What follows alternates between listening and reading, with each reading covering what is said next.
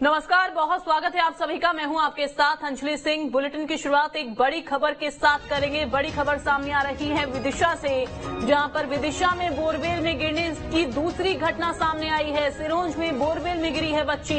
आपको बता दें 20 फीट गहरे बोरवेल में बच्ची गिर जाती है और इसको निकालने का प्रयास लगातार जारी है।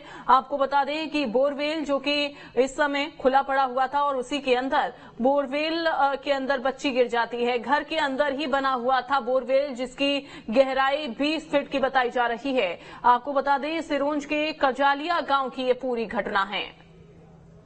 तो विदिशा में बोरवेल में बच्ची के गिरने का पूरा मामला सामने आ रहा है। सिरोंज के कजालिया गांव की ये पूरी घटना। आपको जानकारी दें कि विदिशा में बोरवेल में गिरने की दूसरी घटना सामने आई है। तो ये तस्वीरें आप देख रहे हैं, लगातार तस्वीरें आपको दिखा रहे हैं और इस पूरे मामले पर एएसपी समीर यादव की तरफ से क्या कहा गया है वो आपको सुनवाते हैं। विदिशा जिले में ये जो पथरिया थाना है उसके अंतर्गत गांव है कजरी बरखेड़ा। वहां पर सूचना आई थी 11 बजे के करीब कि वहां इंदर सिंह का जो घर है उसके आंगन में बने हुए बोरवेल में अस्मिता नाम की बच्ची जो लगभग 2.5 साल की है वो दुर्घटनावश गिर गई है। पुलिस और प्रशासन ने तत्परता से इसमें कार्रवाई की है और तत्काल वहां पर पहुंच गए हैं। हमारी एसडीआरएफ की भी टीम वहां पहुंच गई है और हम कोशिश कर रहे हैं कि उसको रेस्क्यू करके उस बच्ची का जीवन हम बचा सकें।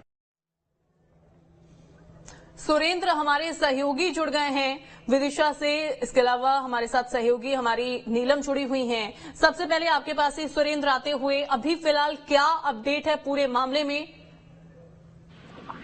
देखिए, फिलहाल की अपडेट अगर बात करें तो प्रशासनिक टीम वहां पर पहुंच गई है और एक जेसीबी मशीन के माध्यम से अब गड्ढे की खुदाई की शुरुआत की जा रही है और कोशिश ये की जाएगी कि सबसे पहले प्राथमिकता की बच्चे को किसी तरह की कोई दिक्कत ना आए। उसको ऑक्सीजन सिलेंडर भी लगाया गया है, ऑक्सीजन सिलेंडर भी मंगा लिया गया है और ऑक्सीजन सप्लाई की शुरुआत भी की जा रही है। जेसीबी के माध्यम से खुदाई की शुरुआत कर दी गई है और अब इंतजार होगा कि एनडीआरएफ और एसडीआरएफ की टीम यहाँ पर कितना समय लेती है। उसके बाद जो समय लगता है और तो जान बचाने के लिए सबसे पहली प्राथमिकता यही होगी प्रशासनिक टीम की कि बच्ची को जल्द से जल्द बाहर निकाला जाए। जिस तरह से तैयारियां शुरू कर दी गई हैं उसके बाद कोशिश यही की जा रही है कि बच्ची की किसी तरह की कोई नुकसान ना हो, उसकी सांसें लगातार चलती रहें और उसको सुरक्षित बाहर निकाल लिया जाए। सोनाली, बिल्कुल। अगर हम बात करें सुरेंद्र, चूंकि ये बोरवेल खुला पड़ा हुआ था, लेकिन बोरवेल की जो गहराई है वो कितने फीट की है, कितने फीट पर इस समय बच्ची फंसी हुई है, क्या इसके बारे में कोई जानकारी लग पाई है? देखिए, जिस तरह से उसके परिवारजनों के माध्यम से बताया जा रहा है कि जो आंगन में ही एक बोरवेल का गड्ढा था, बच्ची खेलती उसमें गिरी है, लेकिन ये जो गड्ढा है उसकी गहराई ज्यादा नहीं है, 20 से 25 फीट गहराई गड्ढा है। इसलिए अंदाजा ये लगा जा रहा है कि रेस्क्यू ऑपरेशन ज्यादा नहीं चलेगा। अक्सर हमने देखा है कि सीहोर में जो घटना हुई थी, विदिशा में पहले आनंदपुर में जो घटना हुई थी, उसमें गड्ढे जो थे, लोकेश जो फंसा था 70 से 80 फीट पे जाके फंसा पहले, तो उसके कारण रेस्क्यू ऑपरेशन लगभग 24 घंटे तक चलता रहा और उसको नहीं बचाया सका। लेकिन क्या है कि यहाँ पर कंडीशन दूसरी है, 20 फीट गहरे गड्ढे पे बच्ची फंसी है और उससे ज्यादा गड्ढा है भी नहीं, जैसा कि घर वालों ने बताया। तो ये लगता है कि इसमें ज्यादा प्रशासनिक टीम को दिक्कत नहीं आएगी और हो सकता है कि बच्ची को जल्द से जल्द सुरक्षित बाहर निकाल लिया जाए। सोनाली, हर्षल चौधरी एसडीएम हमारे साथ फोन लाइन पर जुड़ गए हैं। सर, कितना समय यहां पर बच्ची को निकालने में लग सकता है, क्या जानकारी है, क्या कदम प्रशासन की ओर से उठाए जा रहे हैं?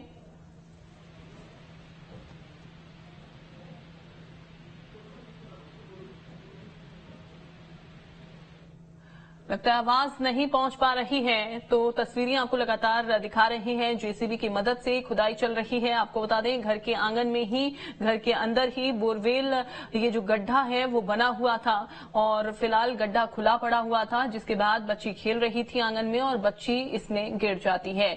20 से 25 फीट का ये गड्ढा बताया जा रहा है। ज्यादा गहराई गड्ढे की है नहीं, लेकिन गड्ढे के बारे में अगर हम बात करें तो बहुत छोटा ये गड्ढा है और संकरा है बहुत ज्यादा। ऐसे में में अंधेरा होने की वजह से बच्ची, ऐसा हो सकता है कि अंदर डर जाए, लेकिन कोशिश की जा रही है कि बच्ची से बातचीत हो पाए, बच्ची से संपर्क हो पाए।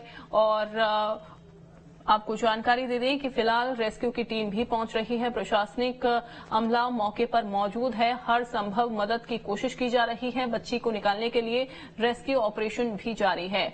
आपको बता दें कि जेसीबी की मदद से लगातार खुदाई चल रही है ताकि बच्ची को बचाया जा सके, बच्ची को सुरक्षित बाहर निकाला जा सके। विदिशा में बोरवेल में बच्ची के गिरने की ये दूसरी घटना सामने आई है। इससे पहले हमने एक घटना देखी है और मध्य प्रदेश में लगातार बोरवेल में बच्चों के गिरने की जो घटनाएं हैं वो बढ़ती जा रही हैं।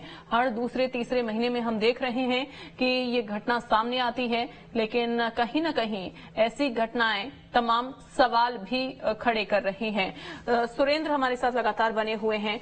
सुरेंद्र, रेस्क्यू ऑपरेशन लगातार जारी है, इसके अलावा क्या कहा जा रहा है परिजनों की ओर से?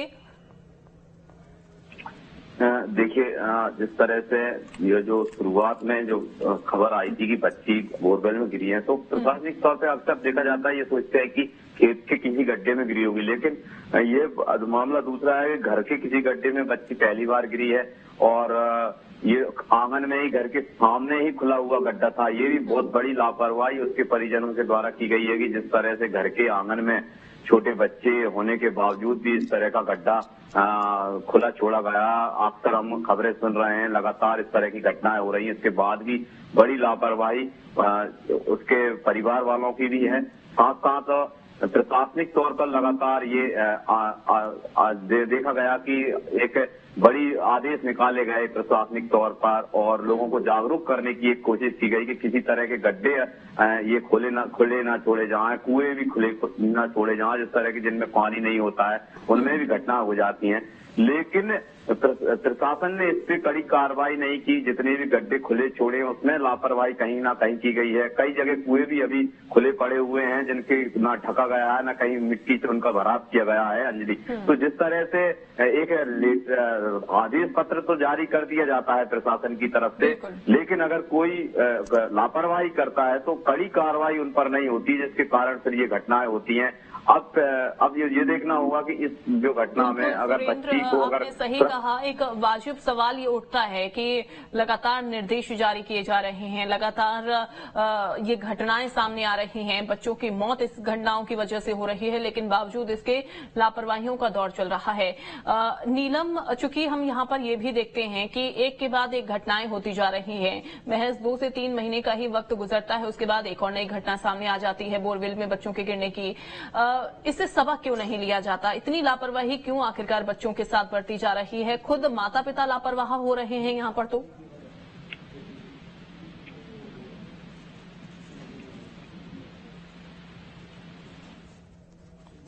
नीलम, आवाज मिल पा रही है आपको?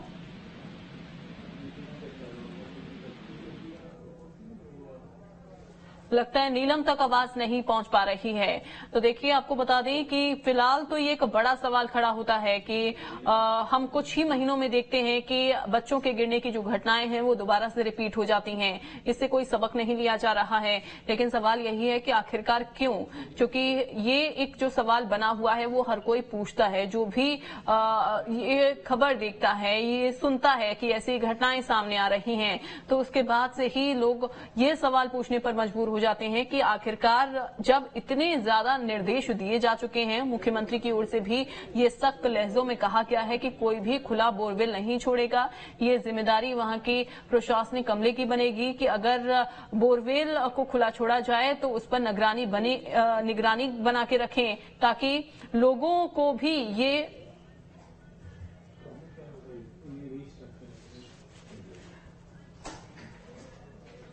तो ये तस्वीरें आपको लगातार हम दिखा रहे हैं और ये तस्वीरें आप देख सकते हैं।